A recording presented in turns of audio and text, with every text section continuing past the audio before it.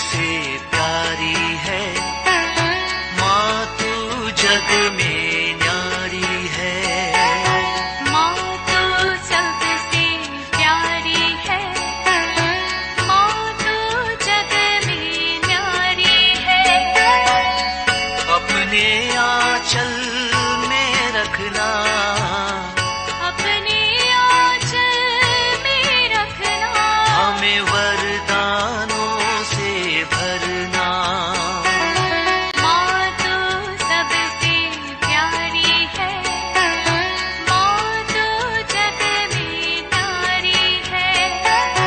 माँ तू सबसे प्यारी है, माँ तू जग में न्यारी है। पिता, पुत्र और पवित्र आत्मा के नाम पर आमीन। आप सबों को जय यीशु। माता मरियम संसार के अनेकों जगहों पर अपना दर्शन दिया और संसार के लिए कुछ न कुछ संदेश दिया। माता मरियम जहां कहीं भी अपना दर्शन दिया, कुछ न कुछ उसके पीछे लक्ष्य था, मतलब था। वह वहां पर दर्शन देकर के कुछ न कुछ लोगों से आग्रह किया और अधिकतर जगहों पर पाप की जिंदगी जीने वालों को मन फिराव की ओर लेके आने के लिए उस संदेश दिया है। लोगों का मन परिवर्तन, प्रभु यीशु मसीह में विश्वास करना। इसी प्रकार 19 सितंबर 1846 में 19 सितंबर 1846 में माता मरियम ने फ्रांस के लासलेट में अपना दर्शन दिया 2 गडरिये बच्चों को। बेटे का नाम है मैक्समिन गिरोड और बेटी का नाम है मेलेनी काल्वेट।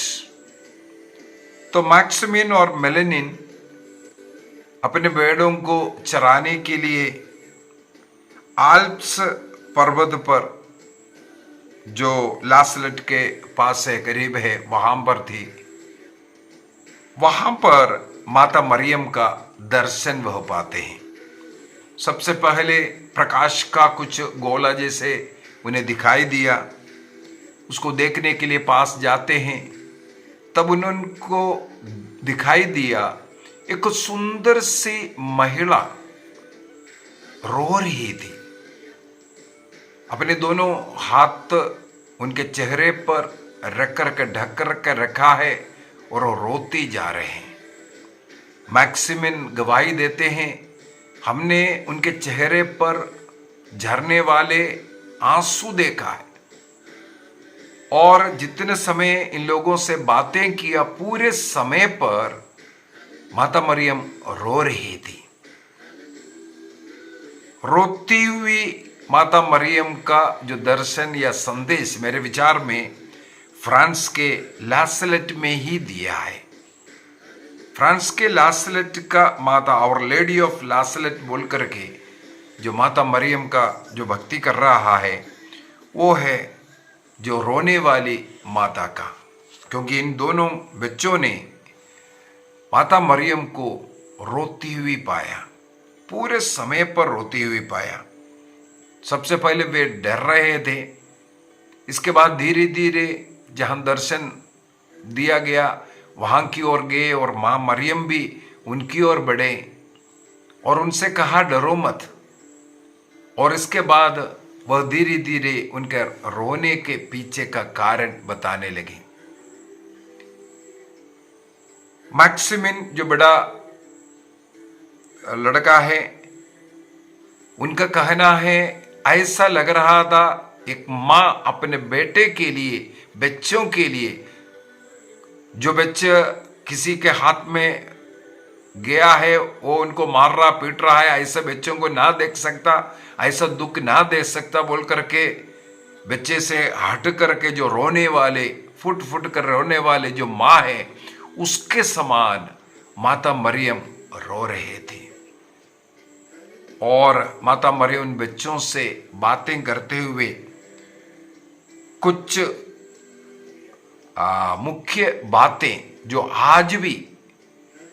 आज के जमाने में भी जो जरूरत है उन बातों को बताया गया।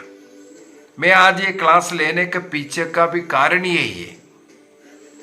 जरूर ये दर्शन 1846 में हुआ, इसके बाद इतने वर्ष बीतने के बाद भी उस दर्शन में दिया हुआ जो संदेश माता मरियम का रोने के पीछे का जो कारण आज भी यहां पर संसार में मौजूद है। सबसे पहले माता मरियम कहती है 6 दिन काम करने के लिए ईश्वर ने हमें दिया है। खूब काम करो, पैसा कमाओ, मेहनत करो, लेकिन 7वां दिन प्रभु का दिन है, वो ईश्वर का है, प्रभु का है, प्रभु को देना चाहिए। लेकिन आज लोग इतवार के दिन भी, प्रभु के दिन में भी पैसा कमाने का काम कर रहा है। प्रभु के मंदिर जाना है, मिस्सा बलिदान में, प्रार्थना में भाग लेना है, इससे वे दूर जा रहा है।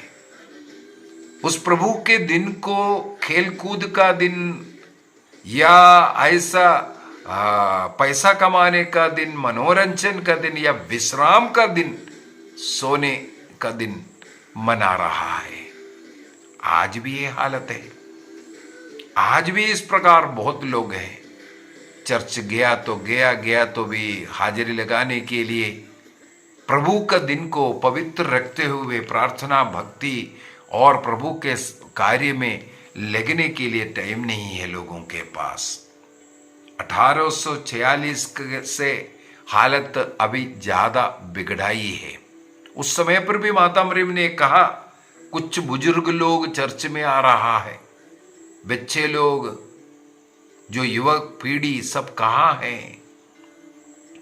और इतवार के दिन जो मनोरंजन का दिन या पैसा कमाने का दिन, काम करने का दिन बना करके प्रभु के हाथों को और भारी कर दिया।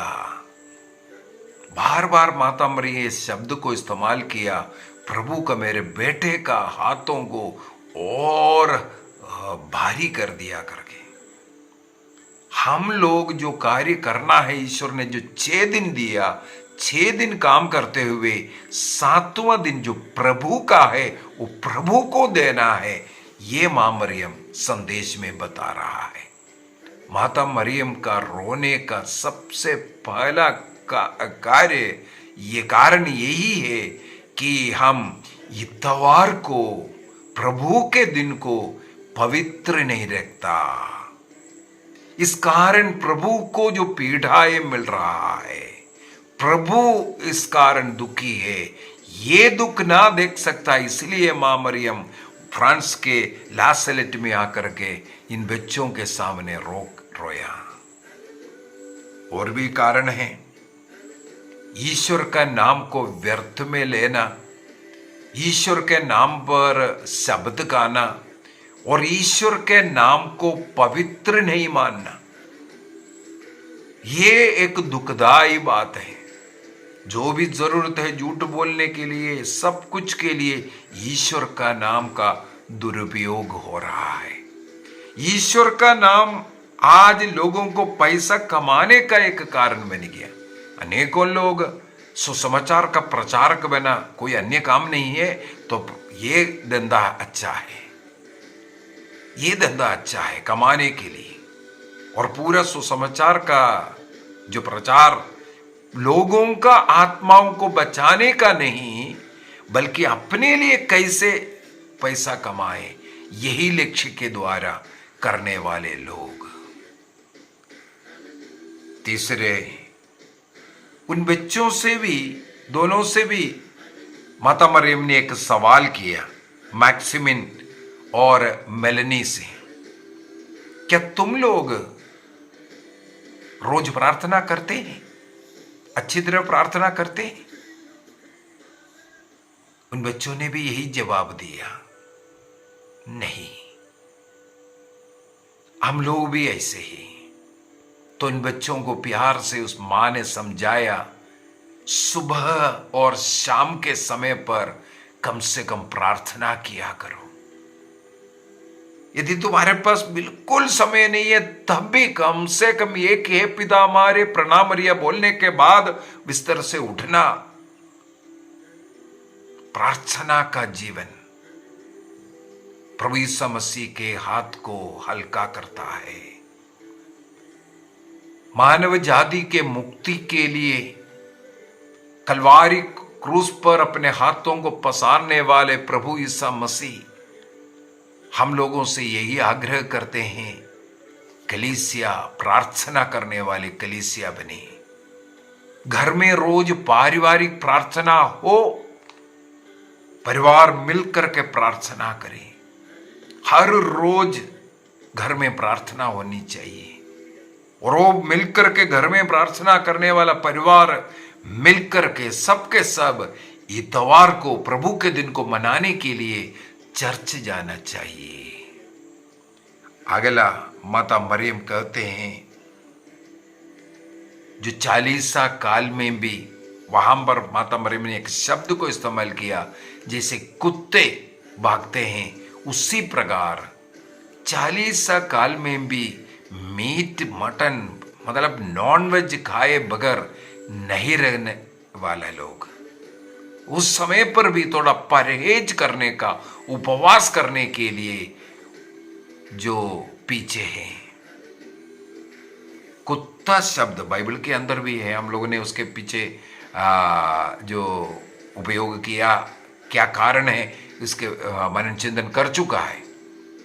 अर्थात जो प्रभु में नहीं है, जो अपना स्वयं का एक इज्जत नहीं रख रहा है, तुम क्रिस्तीय हो, तुम बुलाए गए हुए हो।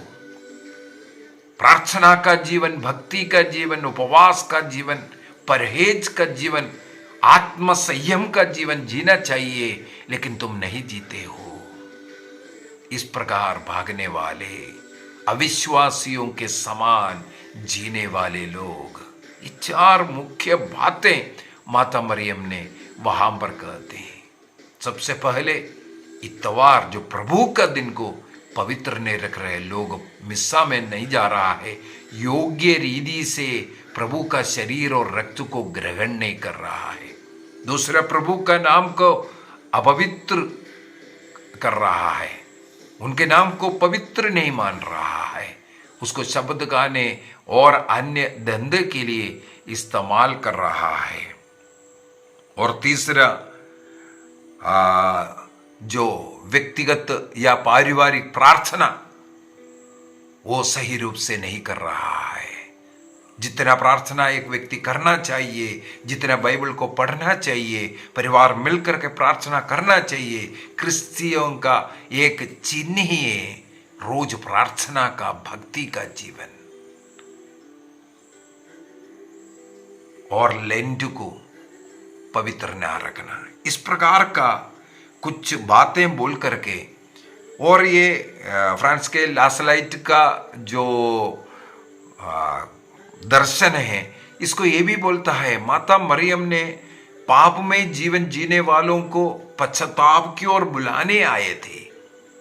ये पश्चाताप की ओर हमें बुलाने के लिए आया हुआ मां मरियम है, और लेडी ऑफ लासलेट। तो हमें पश्चाताप करना, अब तक हमने जो गलतियां किया है, इतवार को पवित्र नहीं माना।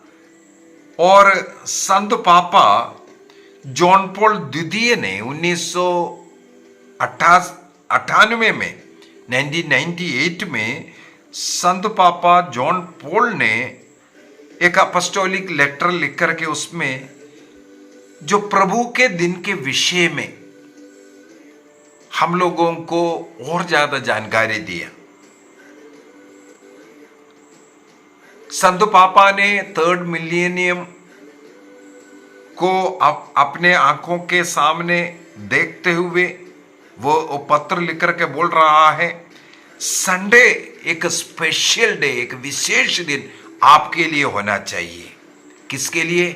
प्रार्थना करने का और विश्राम करने का, प्रार्थना करने का और विश्राम करने का, चर्च जाकर के प्रभु में बैठ करके प्रार्थना करना, और दूसरी बात है प्रभु में विश्राम करना, प्रभु में विश्राम करना और प्रभु में प्रार्थना करना। इसके लिए हमें अपना दैनिक जो काम है, जो चल रहा है, नौकरियां हैं, जो अन्य कोई भी काम है, उससे विश्राम करना, उससे बाहर निकलना जरूरी है। और कहते हैं हम लोग सोचेंगे 6 दिन हम काम कर रहा है, फैक्ट्री गया, ऑफिस गया, और 7वें दिन थोड़ा आराम करना है, केवल एक ही दिन है, उस दिन थोड़ा मनोरंजन के लिए परिवार के साथ थोड़ा पिकनिक जाने के लिए हो, या कुछ खेल कूद में जाने के लिए हो, देखने के लिए उस जरूरी लगेगा, देखने के लिए उसमें कोई सीरियस नहीं है। छुट्टी का दिन ही तो हम ये कर सकता है। लेकिन संत पापा कहते हैं यदि प्रभु के दिन को इस प्रकार आप विश्राम का दिन या मनोरंजन का दिन या आराम करने का दिन मनाते रहेगा, धीरे धीरे इसीलिए चर्च से जो चर्च खाली होते जा रहा है। विदेशों में अनेकों चर्च अन्य धर्म के लोग खरीद करके उनके उपयोग के लिए, या कोई पिक्चर हॉल बनाया कर करके बोलते हैं, कोई चर्च होटल में बदल दिया करके कहते हैं। लोग नहीं है, क्या कारण है? वो लोग सोचते हैं हम 6 दिन काम करके थके हुए हैं, अभी हमारा कुछ पर्सनल काम करने के लिए, कपड़ा धोने के लिए, ये करने के लिए, बाजार करने के लिए, कुछ परिवार के साथ घूमने के लिए, वो 7वां दिन है। नहीं, प्रभु ने अपना दिन बनाया है। 6 दिन जो पढ़ाई किया, स्कूल गया, उस पर आशीर्वाद प्रभु 7वें दिन देता है। जब वो 6 दिन की पढ़ाई को लेकर चर्च में आएगा, प्रार्थना में, वो बलि में आप सम्मिलित होगा, प्रभु का आशीष लेकर के जाएगा। इसका मतलब 7वें दिन को प्रभु ने इसलिए आशीर्वाद दिया, 6 दिन का वो काम करके उसको लेकर के यहां लेके आओ। चाहे पढ़ाई किया हो या काम किया हो, कुछ भी आपने कमाया है, उसका एक अंश, एक मुट्ठी लेकर के यहां लेके आओ, उस पर प्रभु आशीर्वाद देता है। जितना बाकी जो धन है, बाकी जो काम तूने किया है, पढ़ाई किया है, उस पर आशीर्वाद होगा। मुट्ठी भर निकाल करके प्रभु के लिए अर्पित करने के लिए कहते हैं। इसलिए हम लोग चर्च जाते वक्त खाली हाथ कोई नहीं जाए, ये एक नियम बनाया हुआ है। चाहे बच्चों हो या बड़े हो, जो चर्च आया है, प्रभु के लिए कुछ दान डालना, जो सप्ताह में हमें मिला उसको उसके एक अंश दान के रूप में देना, ताकि वो आशीर्वाद उनमें आए। बच्चों के पढ़ाई में आशीर्वाद लाने के लिए बच्चों को चर्च लाना जरूरी है। माता मरियम रोती है क्योंकि हम इसमें ढीलापन किया। प्रभु के दिन को पवित्र नहीं मानना, रेस्ट रिलैक्सेशन का दिन को बना करके चर्च से, प्रार्थना से, प्रभु से दूर होने वाले ये पीढ़ी अपने में ही एक खतरनाक अवस्था में जा रहा है। इसलिए इस पीढ़ी में बहुत पाप से भरा हुआ है, छोटे बचपन से पाप में डूबा हुआ है, क्योंकि उनमें प्रभु नहीं है। संत पापा जॉन पॉल हमें इसलिए सतर्क कर रहा है, हमें उस दिन को पवित्र मानना है। तो आज के क्लास में मैंने यही समझाने का प्रयत्न किया। फ्रांस के लासलेट में माता मरियम दर्शन दे करके मैक्सिमिन गिरोड और मेलेनिन कलवाट को यही संदेश दिया। प्रभु का जो पवित्र दिन है, प्रभु का दिन है, उसको हमें पवित्र मानना। प्रभु का नाम है, उसको पवित्र रखना। और प्रभु के लिए अर्पित दिनों को पवित्र रखना, उपवास परहेज के दिन को मानना, ये इस संसार को, इस पीढ़ी को बनाए रखेगा। माता मरियम ने कई उदाहरण उस बच्चों को बोला। यदि खेती कर रहा है, पूरा खेत नष्ट हो रहा है, चाहे बाढ़ आकर के, चाहे सूखा पड़ करके, ये सबके पीछे का कारण माता मरियम ने कहा यही है, यीशु से, ईश्वर से दूर होना, चर्च से दूर होना, प्रार्थना से दूर होना। आपके चाहे नौकरी में, आपके ऑफिस में आपको दिक्कत पड़ रहा है, नौकरी में प्रमोशन नहीं हो रहा है या प्रॉब्लम पड़ रहा है, जो भी आपकी जिंदगी में जो हो रहा है, इतवार को पवित्र ना रखना, प्रभु के नाम को पवित्र ना मानना, ये कारण निर्णय कीजिए। आइए हम अपनी आंखें बंद करें, अपने परिवार को समर्पित करें, अपने बच्चों को समर्पित करें। हर रोज हमारे घर में पारिवारिक प्रार्थना हो, व्यक्तिगत प्रार्थना हो, और पूरे परिवार मिलकर के हर इतवार को, प्रभु के दिन को मनाने के लिए चर्च जाएंगे, मिस्सा बलिदान में योग्य रीति से भाग लेंगे, प्रभु का शरीर और रक्त को ग्रहण करें। निर्णय कीजिए। हर एक परिवार के लिए मैं प्रार्थना करता हूं, हर एक परिवार में पारिवारिक प्रार्थना, प्रेम, आनंद, शांति होवे। परिवार के हर एक पर प्रभु का कृपा अनुग्रह बढ़ता जाए। रोगियों को चंगाई मिले, बेरोजगारों को रोजगारी मिले, विवाह में जो भी बाधा है वो दूर हो जाए, निसंतानों को संतान मिले, कर्ज से मुक्ति मिले, नशे से मुक्ति मिले। प्रभु का निवास स्थान परिवार बने, स्वर्ग बने। पिता, पुत्र और पवित्र आत्मा के नाम पर आमेन। आप सबों को जय यीशु।